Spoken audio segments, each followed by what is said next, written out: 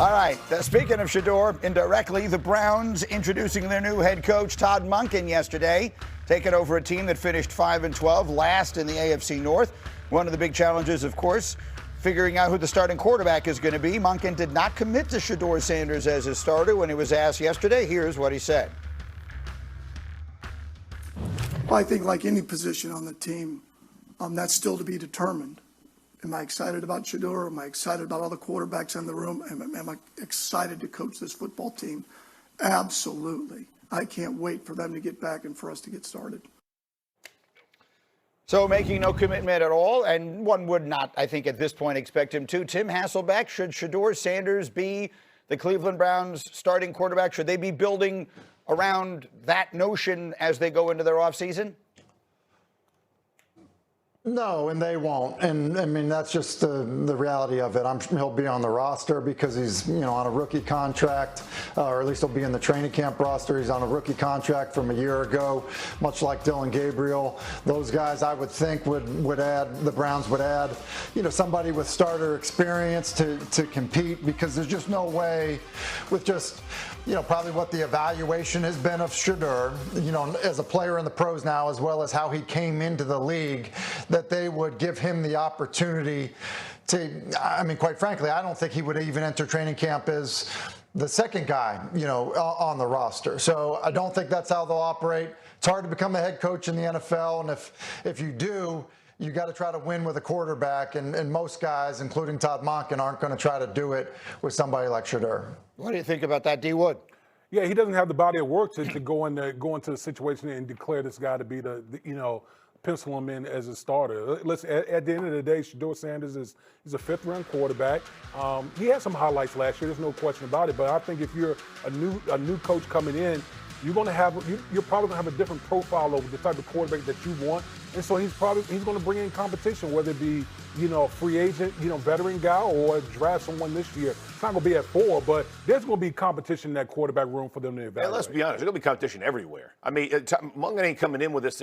Every head coach that walks into a new building, a new program, everybody's got to go earn their job. He's going to give the whole spiel that we've heard our entire lives. Like, everybody's job is at risk. We're all in this thing together.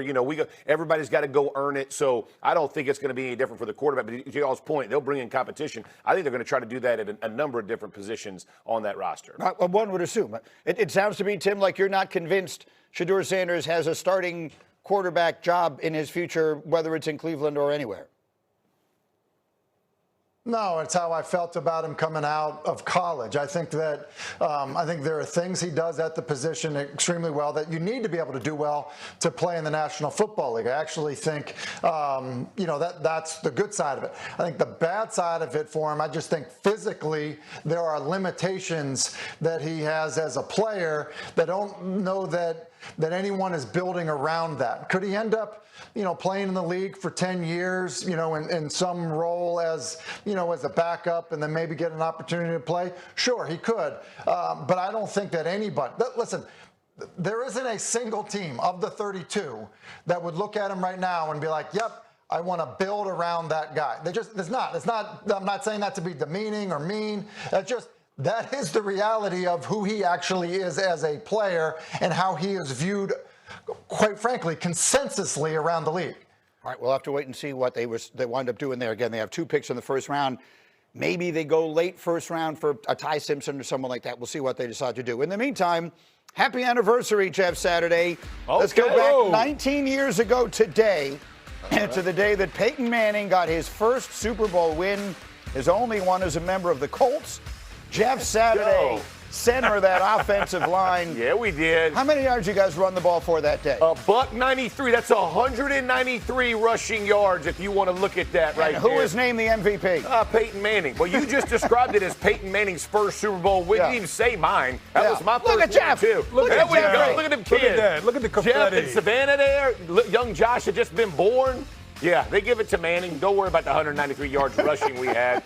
Congratulations. Manning will get back, get others. Not us. Appreciate y'all. Beat the Bears in the rain. 19 years Let's ago go. today. Hey, are we just gonna gloss over the fact that Peyton had somebody draped on him on that first throw?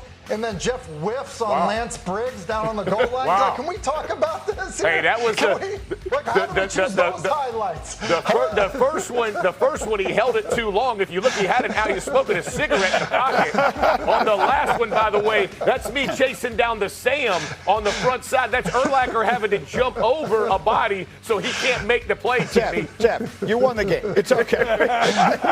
You won the game. You've got the ring. Everything is fine. We do. Coming up, the Giants bring in Matt Nagy. Is he the man to elevate Jackson Dart to the place? 4 days that he's thrown the football in practice, coming off that injury in his right shoulder in the AFC Championship game. Next time he gets to test it, Wednesday, practice, Stanford University in Palo Alto. But let's not forget something.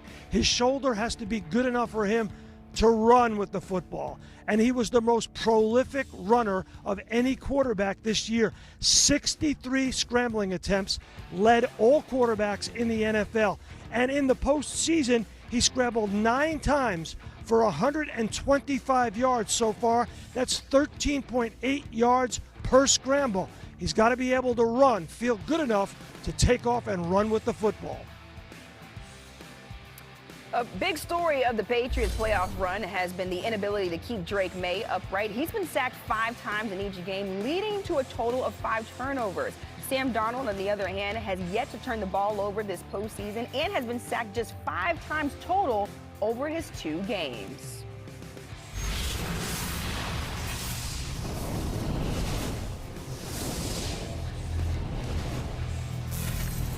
Still to come, 9 players in this Super Bowl have played in a Super Bowl before, but only one has been an MVP. Cooper Kupp on his journey back to the big game with his new team. In case you hadn't heard, we are 4 days away from Super Bowl 60. We are also 4 years removed from Super Bowl 56. Cooper Kupp was the MVP of that game, capping an all-time great season with the LA Rams. Fast forward, though, to the end of the 2024 season, and Kupp found himself at a career crossroads. SportsCenter on the road is presented by Geico. Jeff Darlington from Santa Clara with more. A year ago this week, Cooper Kupp got the news from his former team, the Rams, that they would be seeking to trade him. Kupp would publicly say that he did not agree with that decision, that he thought his career would begin and end in LA. Alas, the Rams would later release Kupp, which would result in a call from his new head coach, Mike Macdonald, shortly after. We made it a point to, I think whenever the first time we were actually allowed to reach out to Coop, I had him on the line and just said, look, we don't get a lot of opportunities to really acquire a player like you. I use the term force multiplier. He's that with the receiver room. You can see it with the effect with a lot of our guys. Like Jax is obvious, but really the rest of our young receivers. And that's rippled all the way throughout the whole team. He's helped me. And then to see him make plays in the championship game. I do. I remember talking to Mike, and it was really cool to hear his excitement and just his vision for what this team was going to be, and his vision for the culture he wanted to build, and definitely something I wanted to be a part of. I talked to Kupp about the last year, about how he reflects on it, and he said that it was very difficult. He had to move to a new city, explain to his family that they need to leave their friends behind. But in that social media post last year, Kupp said it is how you respond to these things that you will look back on and remember. Now, on the brink of another Super Bowl, the Seahawks are very happy with his response. With the Seahawks, Jeff Darlington.